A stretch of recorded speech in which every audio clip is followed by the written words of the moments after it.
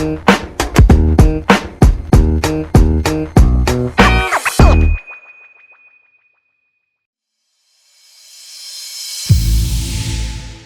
everyone, and welcome to today's TeamLease podcast, where we exchange ideas, insights, and experiences related to our sector.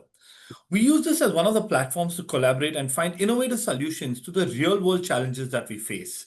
Today, I'm pleased to introduce Ms. Siman Askari, the Senior Vice President, Human Resources and Business Excellence at DS Group.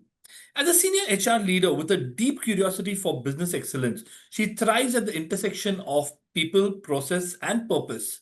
She gets energized by reimagining the way things work, whether it's aligning leadership development with strategy, using technology to eliminate non value added tasks, or simply learning from the next generation to stay ahead of the curve.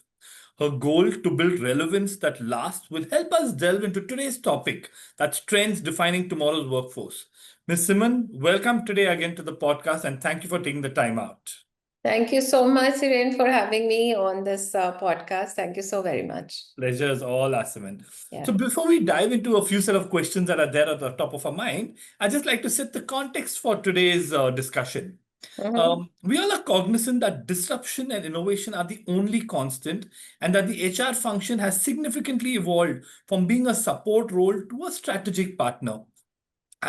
Businesses face their own set of global uncertainties, talent shortage, and a rapid transformation where HR leaders are actually tasked to navigating the complexity to create a resilient and future-ready workforce.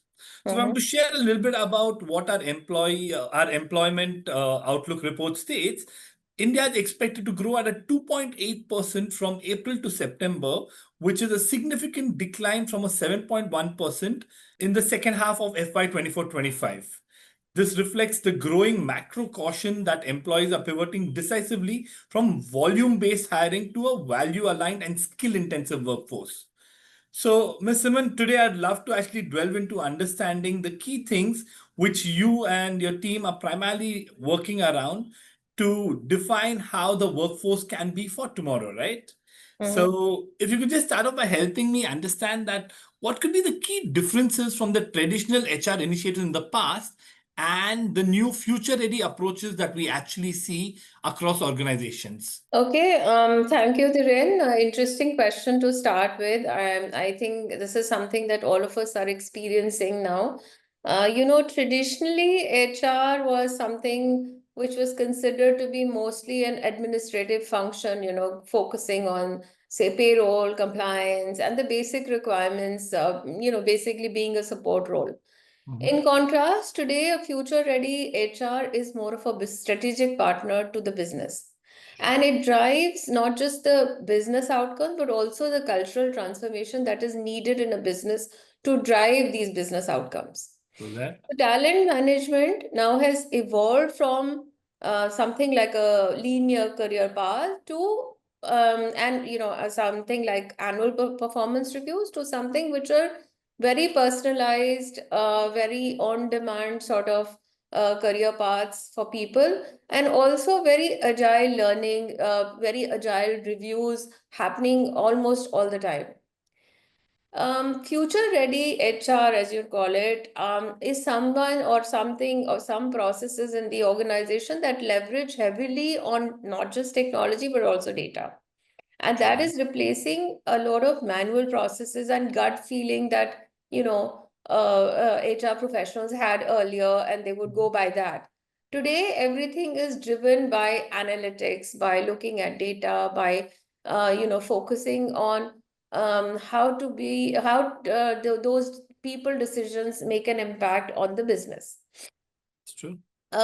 Even the workforce today is now started to change. So you'll have hybrid workings, you'll have gig workforce, you'll have remote roles, and for all of that, it becomes very, the whole functioning of HR becomes very different.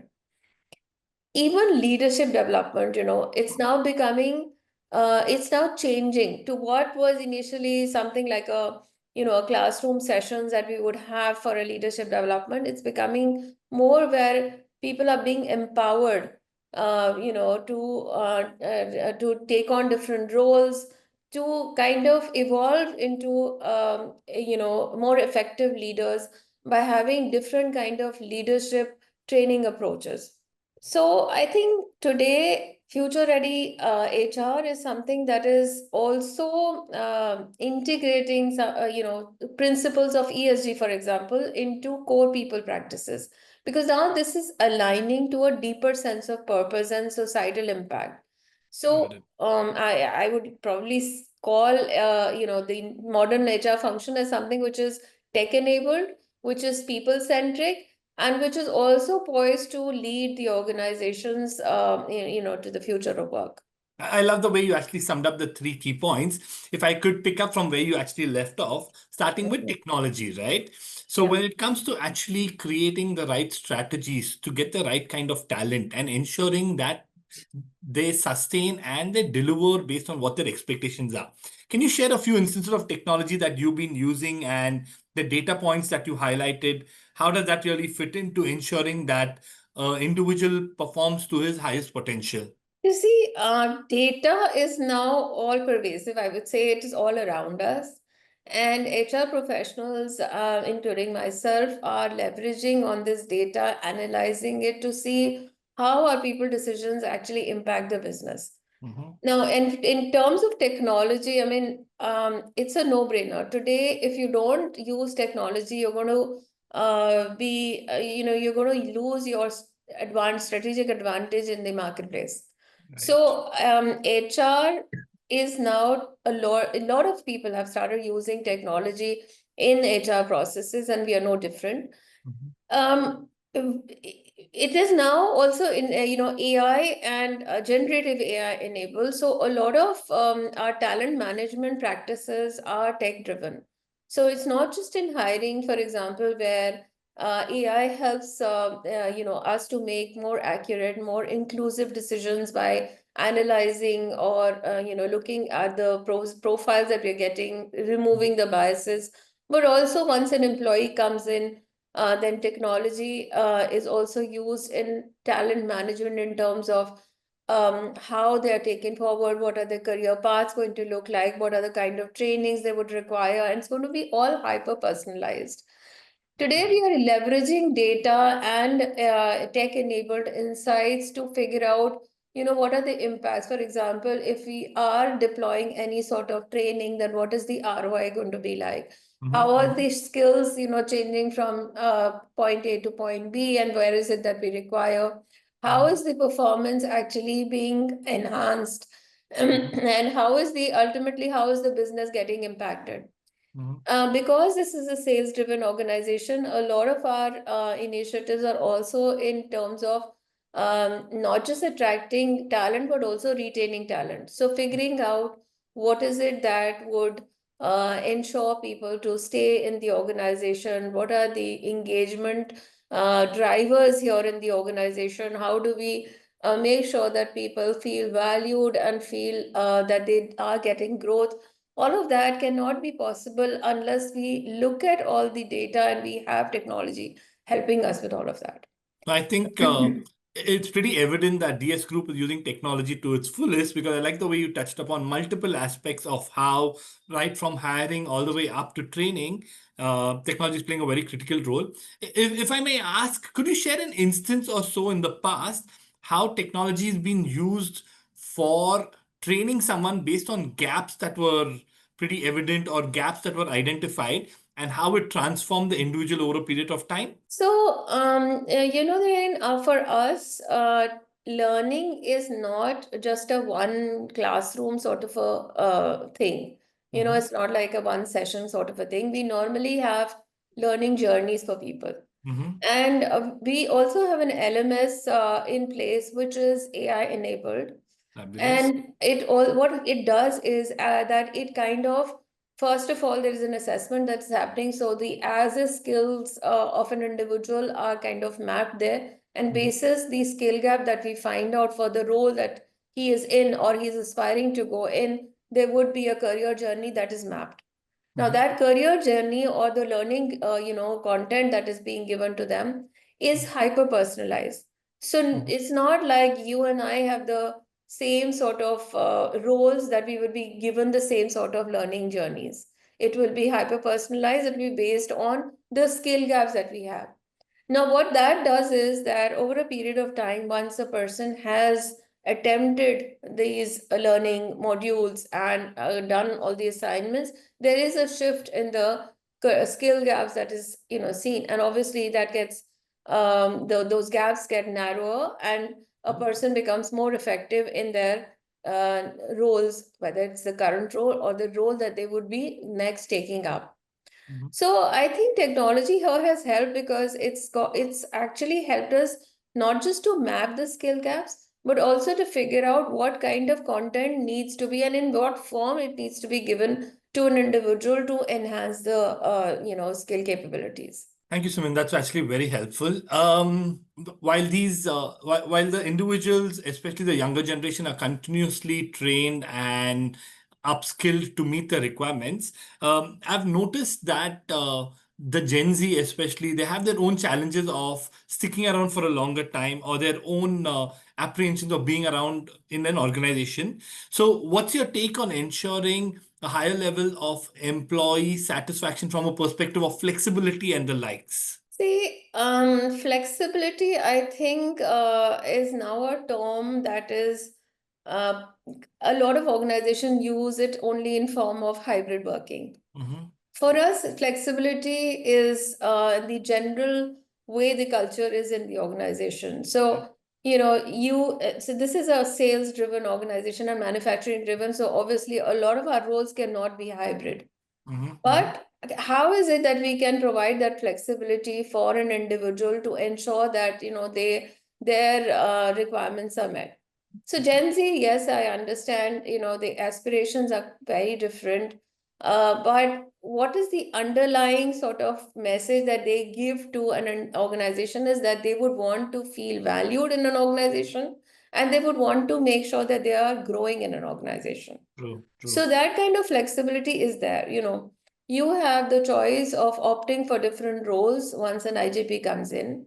You Mm-hmm. have an option of getting into, trainings and opting for certain personalized trainings for yourself so that you are ready when that role comes in. You also have the option of, getting into projects which require cross-functional teams to come together and work. So Got all it. of that also is flexibility to my mind. And Excellent. once an individual who comes into our organization sees that there is an focused approach on skill development, Mm-hmm. on career growth, on the opportunities that are there, on the different roles that might be available, then they tend to sort of feel valued and they would want to stay around. Adding to that, um, does DS Group or in your past experience something like a buddy system or a mentorship, continuous mentorship program really help? And if yes, would love to hear your views around it. Of course, I think buddy systems help tremendously, especially when you are new in an organization. Mhm. And frankly, even this even helps at very senior roles, Right. especially I would say in senior roles, because there you feel a little hesitant to even ask for little things, kisse puchun, where do I go, who do I ask? Mentoring, I would say, is something which is extremely crucial, especially for youngsters who want to climb up the ladder and are a little fuzzy on the details of how to do it. Mhm. There is a third aspect which you didn't cover, which is reverse mentoring. And that's also something that a lot of organizations, including ours, are doing, is making the use of the, I would say, the digital mindset and the new age way of responding to things of the younger generation and learning from them. Got So it. it's a win-win, if you have a buddy in the organization while you come in there, someone to handhold you through your initial period, then you are mentor to take on the next role, and you yourself become a mentor to somebody senior to make them look at a different, a problem in with a different perspective. I think all three really work wonders in an organization. Very nicely put across, Simin. So if I'm to pick up on the previous point where we were talking of sustainability and ensuring a lower attrition, creating the right culture so people stick around and the likes, there was a recent ruling by the Supreme Court, right, which primarily emphasized on the enforceability of employment bonds. So, would love to hear your thoughts around that, on how this would impact HR practices and where do we see ourselves going from here? So I think before we answer this question, you see, for me, employment bonds are probably the last resort that anyone should take, and it could be, and in certain cases they are needed also, because organizations do spend a lot of, they have a lot of make a lot of investment on newcomers in terms of giving them some training, some knowledge that is required to make them effective in the role that they're going to take on. And all that investment goes waste if a person decides to leave with in a quick span of time. Mhm. So that's when organizations start resorting to making them sign on bonds. Agreed. If you are able to demonstrate that the organization is going to lose if or there is a direct investment that is that you can demonstrate that this was lost, if or a business impact that was had if a person leaves the organization within a certain period of time, then the bonds definitely should be the one you should be resorting to. Mhm. But I think for me, it's more to do with the culture of an organization. And I feel that in practice, HR should balance the use of employment bonds with broader retention strategies. Something like offering competitive compensation, like giving career development opportunities, like making sure that there is a positive work environment.